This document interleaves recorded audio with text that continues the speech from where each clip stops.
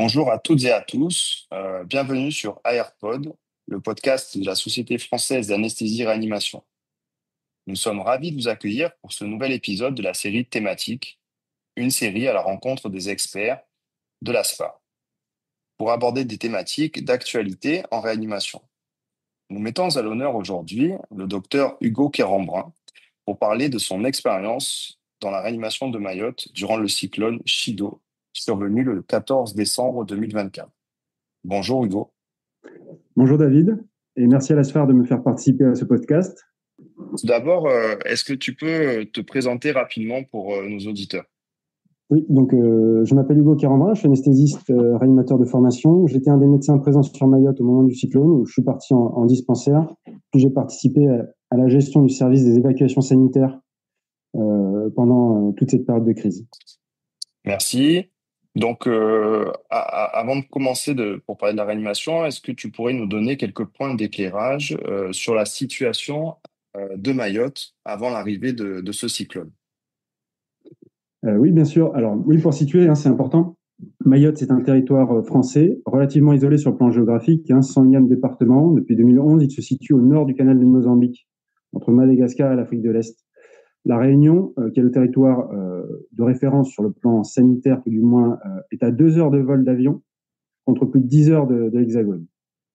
Mayotte, c'est une population qui est jeune et qui est relativement précaire. Avec plus de 300 000 habitants, Mayotte possède la plus forte densité de population des départements français hors Île-de-France et également le plus fort taux de croissance démographique français, en partie dû à une forte natalité, mais également à une importante immigration depuis les Comores voisines. La population y est jeune, 23 ans d'âge moyen, et plus de 75% des habitants vivent sous le seuil de pauvreté nationale, soit quasiment 7 fois plus qu'en France hexagonale. Mayotte est un territoire qui était déjà fragile sur le plan sanitaire avant l'arrivée du cyclone. Surpopulation, pauvreté, mais aussi difficulté d'accessibilité à l'eau, avec depuis 2016 d'importantes restrictions qui impactent l'ensemble de la population mahoraise, et plus particulièrement les plus démunis. Dans ce contexte, Mayotte connaît de nombreuses épidémies, en partie liées notamment au péril fécal, avec notamment une épidémie récente de choléra en juin 2024. Tout ceci est aggravé par un déficit de médecins, puisque Mayotte possède le plus faible taux français de médecins par habitant, soit quasiment 10 fois moins qu'en région parisienne. Enfin, Mayotte, c'est un urbanisme vulnérable par rapport au risque cyclonique, puisque des dizaines de milliers de personnes, principalement en situation irrégulière, vivent dans des bidonvilles, construits en périphérie des villes, sur des terrains qui sont bien souvent non constructibles, particulièrement escarpés. Les habitations, les bangas, ils sont précaires, fabriquées en tôle ondulée, certaines construites à même la terre. Donc on est très loin d'un urbanisme aux normes anticycloniques. À cela s'est ajouté le fait que depuis 2023, plusieurs opérations dites de décasage ont été menées par le ministère de l'Intérieur, dont les dernières opérations étaient en cours lors du cyclone. Une des conséquences de ces opérations a été en fait la défiance d'une partie de la population, principalement la population sans papier, à quitter leur domicile pour rejoindre les abris mis en place par les autorités. Merci. Merci de cette contextualisation. Et pour continuer, est-ce que tu peux nous parler un petit peu plus spécifiquement du service de réanimation polyvalente? Oui, tout à fait. Alors tout d'abord, il s'agit du seul service de réanimation du département. Il faut bien avoir conscience que notre bassin de population ne se limite pas à Mayotte, puisque nous recevons beaucoup de patients en provenance directe des Comores voisines. Il est composé de 16 lits qui débordent fréquemment sur la salle de réveil. Et nous avons enregistré en 2024 plus de 1000 admissions, dont plus d'un tiers sont pédiatriques. Notre recrutement est varié avec de nombreuses pathologies tropicales, mais le standard de soins et les moyens sont celui d'un hôpital français en situation d'ultra-périphérie. En réa, nous avons accès à l'IRM, au scanner, on a des échographes, on a plusieurs modalités d'épuration extra-rénale, de l'ECMO, on a bien sûr des internes. Une des particularités cependant de notre service, c'est que le centre hospitalier de Mayotte ne possédant pas de nombreuses spécialités comme la neurochirurgie ou la chirurgie cardiaque par exemple, il faut transférer un grand nombre de malades vers des structures plus spécialisées, principalement vers La Réunion, qui est notre centre de référence. Et c'est notre équipe qui gère actuellement 100% de l'activité de ces EVASAN, évacuation sanitaire, avec des vols médicalisés qui peuvent aller de la couveuse intubée ventilée aux neurolésés avec une EVE en passant par les patients assistés sous ECMO, par exemple. Voilà, ces vols, ils sont quasiment quotidiens, principalement vers le CHU de La Réunion, qui est le centre de référence pour l'ensemble de l'océan Indien. Après ces éléments de contexte, est-ce que tu peux nous décrire comment vous vous êtes préparé à l'arrivée de ce cyclone qui, je le rappelle, était d'une puissance un peu exceptionnelle, hein. Oui, tout à fait. Alors, même si nous sommes comme La Réunion située dans l'océan Indien, il faut bien comprendre qu'il n'existait pas de culture cyclonique à Mayotte, contrairement à La Réunion.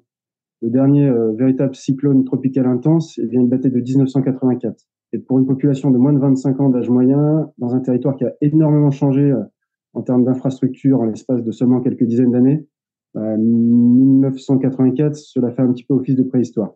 Tout le monde avait un petit peu oublié. Bon, même si beaucoup d'entre nous surveillaient l'évolution de Chido depuis plusieurs jours via les applications météo, beaucoup de personnes ont eu du mal à se projeter dans la possibilité de faire face à un cyclone tropical intense et à ses conséquences. On entendait, ce ne sera pas pour nous, il va s'essouffler en passant sur Madagascar comme les fois précédentes, ça sert à rien de s'affoler.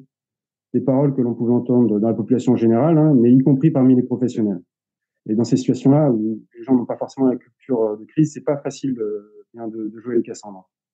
Cependant, dès le mercredi 11 décembre, soit 3 jours avant le cyclone, le passage du cyclone, eh bien, dans l'attente des consignes officielles venant de l'administration et qui tardaient malgré la pression de certains médecins, nous avions quand même dû un petit peu anticiper.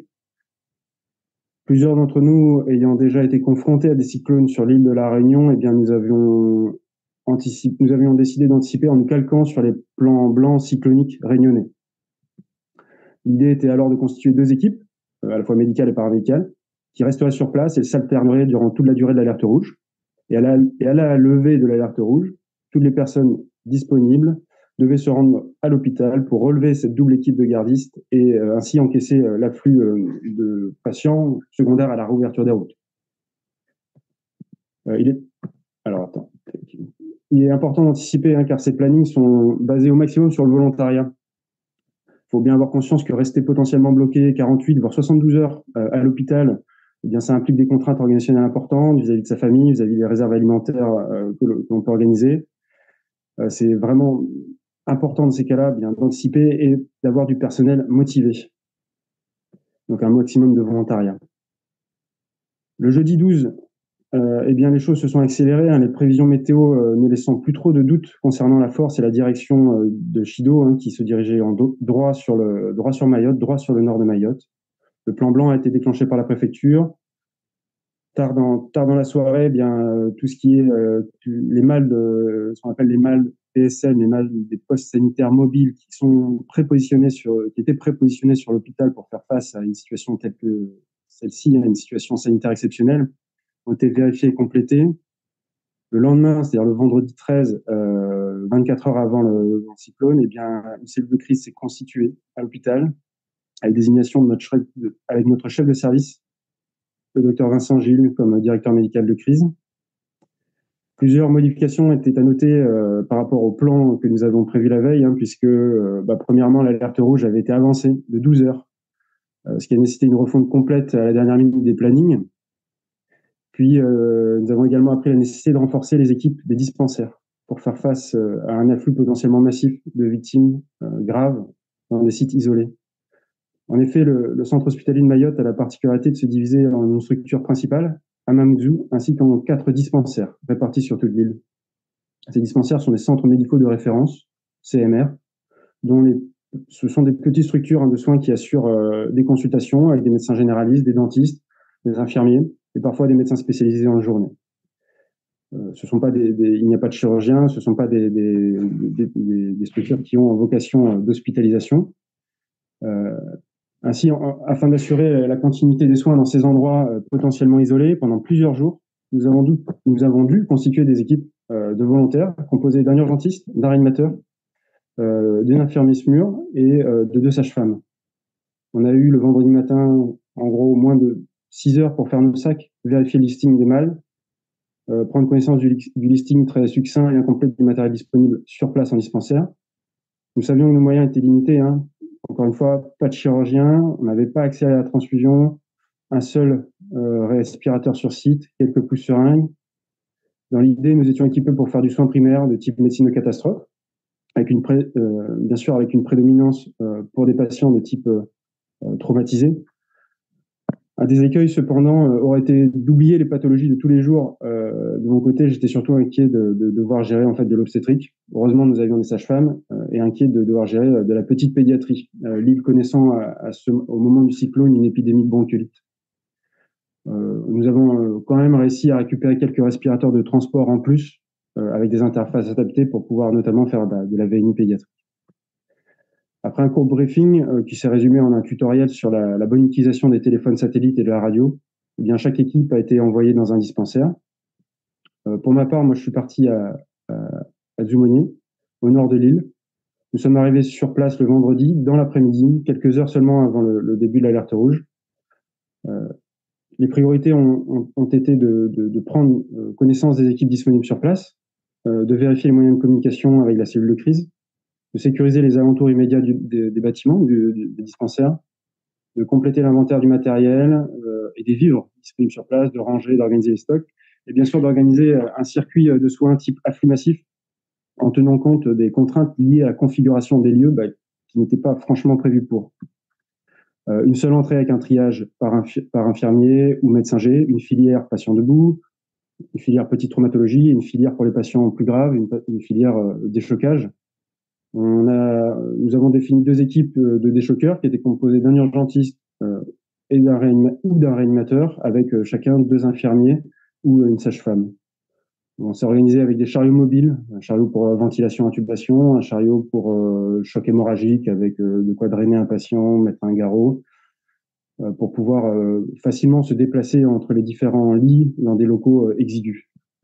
Un petit peu comme au bloc opératoire, bien, on a fait en sorte que les drogues d'urgence, telles que les amines, les sédatifs analgésiques, soient préparés et pour avoir toujours 2 doses unitaires d'avance pour être prêtes à l'emploi. Et autre point important, nous avions un petit peu discuté en amont entre médecins sur dispensaire, mais également avec la cellule de crise. Une stratégie de médecine de catastrophe et des différents triages et des définitions notamment de l'urgence absolue dépassée du fait des moyens limités, de la durée inconnue du confinement et de l'impossibilité d'évacuer les malades. Ça, c'était la préparation en dispensaire. Donc en amont du cyclone. En réanimation, bien à 18h le vendredi soir, au moment de l'alerte rouge, la double équipe, à la fois médicale et paramédicale, était sur place à l'hôpital. Un effort avait été demandé au service d'aval, médecine et de chirurgie, pour libérer un maximum de lits de réanimation. Et nous avions pu armer 6 lits supplémentaires en salle de réveil. Un petit peu en amont également, nous avions discuté d'une part recourir à certaines thérapeutiques un petit peu exceptionnelles et un petit peu lourdes comme l'ECMO pendant le cyclone.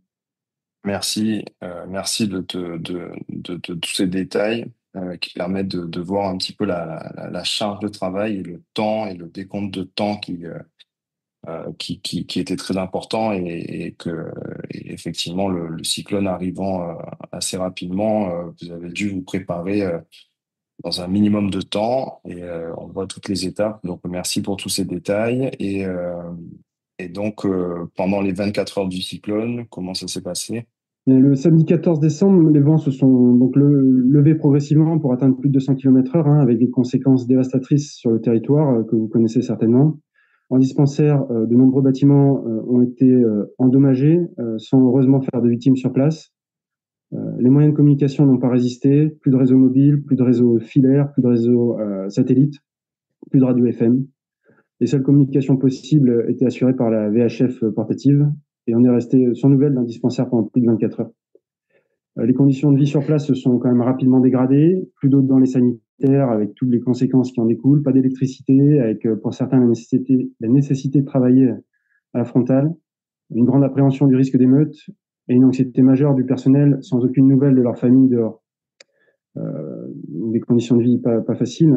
Pendant 72 heures, nous avons assuré un roulement pour assurer la prise en charge des patients les plus lourds, pendant que les médecins généralistes du dispensaire, confinés avec nous, assuraient leur ligne devant pour le triage et les premiers soins. À Djoumouni, nous avons fait face à un afflux important de victimes uniquement pendant les 30 minutes de l'œil du cyclone, avant que les vents ne s'inversent. Et dans les heures qui ont suivi, le flux de passage était bien plus faible, hein, tout axe routier étant impraticable dans un périmètre de 300 mètres autour de l'hôpital.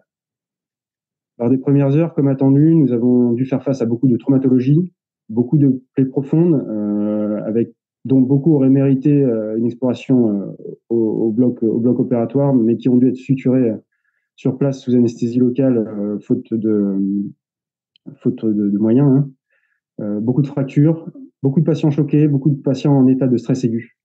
Puis les jours qui ont suivi, il y a plus de pathologies chroniques décompensées comme du diabète, de l'asthme, hein, les patients n'ayant plus accès à leur traitement de fond. Au final, beaucoup d'urgences relatives pour peu d'urgences absolues arrivées en dispensaire. À Djoumouni, nous avons eu un seul patient avec un TC grave, un patient de 30 ans qui, après 72 heures de prise en charge au dispensaire, a finalement pu bénéficier d'une crânectomie décompressive de fosse postérieure chez toi, David, à J5, à La Réunion. Et il va bien, d'ailleurs. En plus du rôle propre de médecin, il faut assurer aussi le rôle de logisticien, et c'est très important en tant que médecin. On n'est pas forcément préparé. Mais par exemple, nous, il faut tenir des recueils, il faut avoir vraiment un soin particulier à la tenue des inventaires pour faire le point sur ce que vous consommez et ce qui va vous manquer le plus rapidement possible, et ainsi faire des retours à la cellule de crise pour pouvoir se réapprovisionner dès que possible. Donc ça, c'était en dispensaire. En réanimation, comment ça s'est passé pendant le cyclone? Eh bien, au centre hospitalier de Mayotte aussi, les locaux ont été fortement endommagés. Et les filières d'accueil et de soins organisées depuis la veille ont quasiment été détruites en quelques minutes dès le début du cyclone. Avant même l'arrivée des premiers patients, eh bien, les locaux du service d'accueil des urgences ont été inondés, ce qui a obligé le personnel à se mettre à l'abri. En réanimation, idem, hein, la moitié des chambres ont été inondées, beaucoup de vitres ont été soufflées par la force du vent. La même chose en salle de réveil, où nous avions armé nos lits supplémentaires. Les patients, parfois en décubitus ventrale, parfois sous épuration continue, ont dû être évacués en urgence pour être sécurisés au bloc opératoire, rendant par là même les salles d'intervention non disponibles pour une éventuelle chirurgie urgente. Je pense que très peu de personnes s'étaient vraiment préparées à se sentir en insécurité au sein même de l'hôpital. Ça a été un petit peu un choc. Heureusement, aucun personnel n'a été blessé, physiquement en tout cas, mais au-delà de la peur que l'on peut ressentir pour soi et à laquelle on ne s'était pas préparé, il faut bien imaginer la difficulté que représente de voir anéanti en quelques minutes tout ce que vous avez organisé en amont depuis plusieurs heures, et de devoir faire face à ce moment précis, à ce moment-là, à des patients qui commencent à arriver des quatre coins de l'hôpital. Situation vraiment compliquée. D'ailleurs, afin de canaliser cet afflux un petit peu anarchique de patients dans un hôpital ouvert au cas de vent, eh bien, nous avons même dû faire intervenir les hommes du RAID. Bon, après la sidération, il faut bien sûr se remettre dans l'action le plus rapidement possible pour s'organiser, prendre soin des patients déjà présents, accueillir des victimes sur une filière qui est à reconstruire à la va-vite, hein, en sauvant le matériel qui peut l'être. Il faut sécuriser et remettre en état de fonctionner tous les services, au moins les plus essentiels.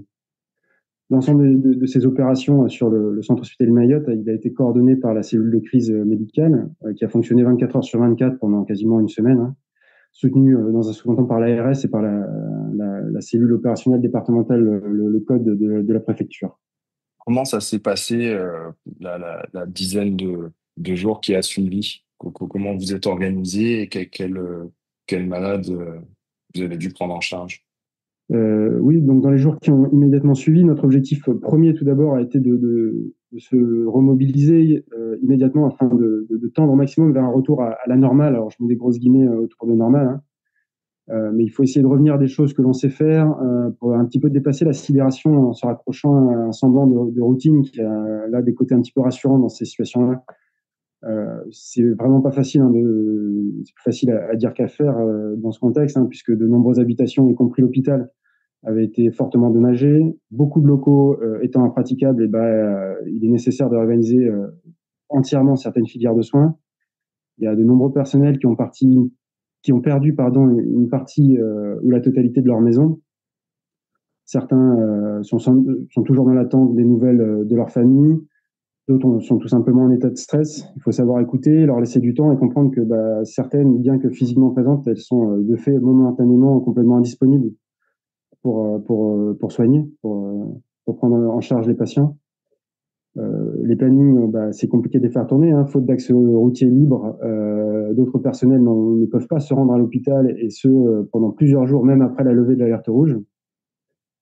Autre difficulté, les réseaux téléphoniques ont tous été hors service pendant plusieurs jours, ce qui a engendré des grosses difficultés de communication, rendant difficile la coordination des différents services de l'État entre eux, et encore davantage la communication de personne à personne. Il faut alors vraiment se méfier des rumeurs et chaque information que vous recevez lorsque vous êtes en gestion doit vraiment être vérifiée par une autre source avant de prendre une décision organisationnelle importante. Fatigue grandissante, plus d'accès à l'eau ni à l'électricité alors qu'il fait 35 degrés, la peur de l'insécurité, la peur de manquer. Voilà, des conditions difficiles pour tout le monde et des conditions que vous êtes obligé de prendre en compte pour gérer au mieux les équipes et se réorganiser. Concrètement, en réanimation comme aux évacuations sanitaires, dans un premier temps, on a tout simplement dû faire un inventaire des locaux, un inventaire du matériel fonctionnel, des personnes disponibles et en état de travailler. Il faut impérativement prendre en compte les situations personnelles de chacun en fonction de leur vécu de l'épisode, de leurs impératifs familiaux, qui reste et est apte au travail ou qui a besoin de souffler, voire de quitter le territoire. Il faut rétablir et actualiser les plannings. Dans cette situation, parler de planning, ça peut paraître un petit peu anecdotique, alors qu'en fait, ça revêt vraiment une importance capitale. Ça redonne un cadre, ça redonne un rythme. Ça oblige certains à quitter l'hôpital pour aller se reposer et pouvoir tenir dans la durée. Donc, c'est vraiment quelque chose de très important. Il faut aussi comprendre que tout le bon déroulement des choses va, au jour le jour, va principalement reposer sur quelques personnes ressources, quel que soit leur statut professionnel d'ailleurs. Il va falloir les identifier et les utiliser à fond. Il faut aussi accepter que ces personnes ressources, le jour J, ne soient pas toujours celles que vous aviez imaginées en amont. Accepter que certaines personnes doivent se mettre en retrait, leur laisser du temps. Elles seront peut-être les personnes ressources des semaines à venir quand vous serez vous-même hors service. Hein, et tout le monde finira par s'épuiser dans ces situations-là. On a dû également réorganiser complètement, enfin, ou en partie, notre organigramme de service. Certains d'entre nous ont complètement quitté leur exercice médical pour se concentrer à 100% sur la gestion et la logistique. Notre chef de service est resté directeur médical de crise, tâche qu'il a monopolisée quasiment 24 heures sur 24 en cellule de crise. Une personne a pris la gestion de l'AREA et une personne a pris la gestion des EVASAN. Nous avons essayé de revenir, encore une fois, à quelque chose de routinier, à quelque chose de régulier et de plus simple possible pour faire face un petit peu à l'ampleur de toutes les difficultés logistiques auxquelles nous faisions face dans ces premiers jours.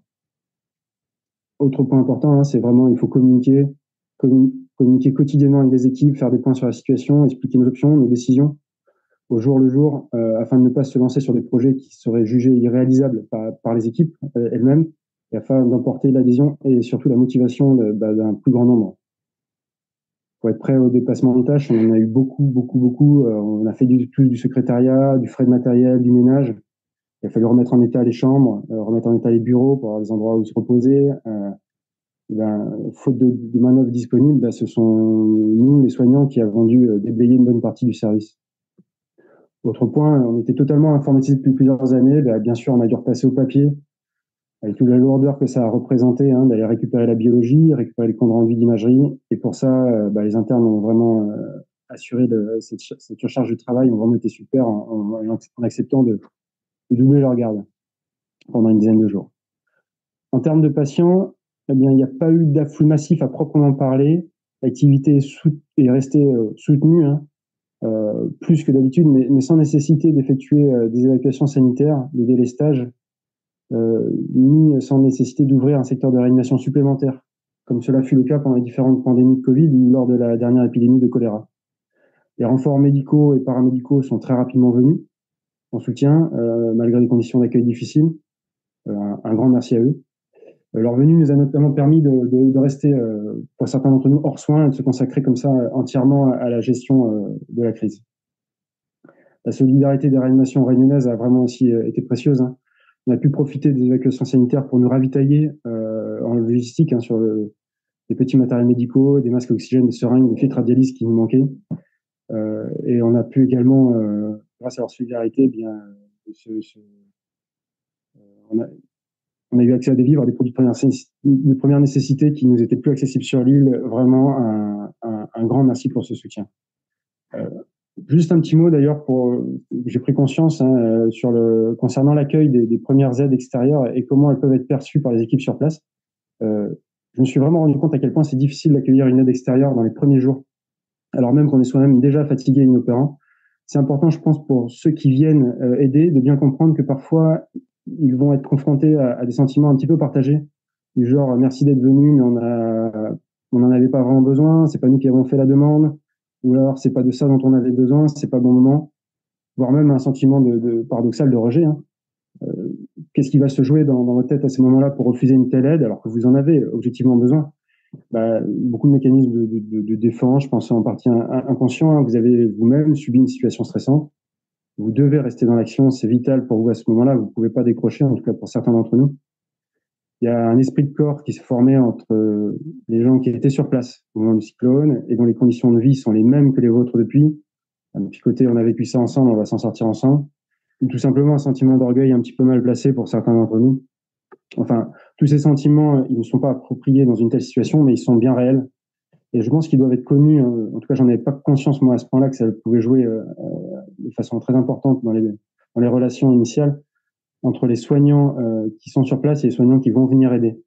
Je pense que c'est important d'en avoir conscience pour les comprendre, les anticiper et ne pas trop en tenir rigueur aux équipes sur place.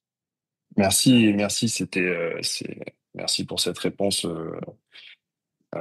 Effectivement, moi j'ai vécu le côté réunionnais avec le côté troisième cycle. Tu en as parlé un petit peu et je voulais juste faire un petit aparté sur le fait que nous de la Réunion, on était inquiets pour nos internes, pour la sécurité de nos internes, tout bêtement, et on a été pas confrontés, mais à un esprit de corps, quoi. Les internes sur place ont voulu rester, ont voulu travailler, ont voulu aider la population et donc un énorme merci à eux parce qu'ils ont vécu une expérience exceptionnelle et ils ont voulu voilà rester et ils y sont toujours d'ailleurs et en tout cas je les remercie et c'est vrai qu'on a fait au mieux pour s'entraider comme toujours dans ces périodes assez particulières et c'est vrai que l'entente qu'on a entre La Réunion et Mayotte ça fonctionne très bien, ça a fonctionné très bien pendant le Covid, ça fonctionne à chaque crise.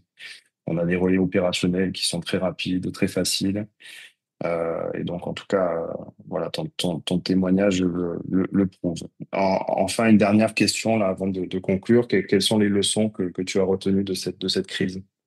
Oui, les grandes leçons que je tire de cette expérience, c'est que dans une telle situation, je pense qu'il faut faire simple, il faut rester dans l'action, il faut rester positif, accepter de faire des erreurs, mais apporter immédiatement des petites mesures correctrices à ce que vous essayez de mettre en place. Il faut avancer étape par étape, au jour le jour, essayer d'anticiper, mais seulement à court terme, ne pas trop anticiper à long terme, surtout sans trop se projeter sur des potentiels et inexistants à l'heure actuelle problèmes qui risqueraient de vous démoraliser. Il faut vraiment aller étape par étape. Faut prendre le temps de communiquer avec les équipes, essayer de les intégrer au maximum dans vos protocoles de sortie de crise, sinon ça ne marchera pas. Et enfin, quand vous êtes en gestion, et ça parce que j'ai vraiment vécu, pour éviter l'ordre et le contre-ordre, il faut toujours vraiment vérifier deux fois vos informations avant de prendre une décision importante, surtout dans des situations où les réseaux téléphoniques ne sont pas opérationnels. Eh bien voilà, c'est vraiment ce que j'en tire principalement.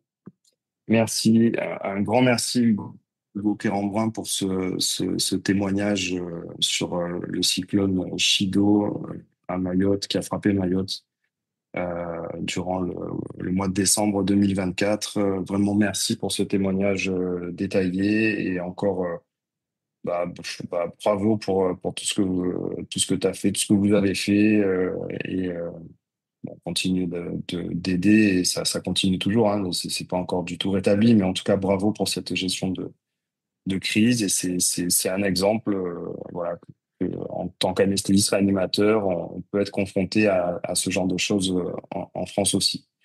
Et merci à vous pour votre écoute et vous retrouverez l'intégralité de nos épisodes sur toutes les plateformes de podcast et surtout pensez à vous abonner. Merci à vous. Au revoir.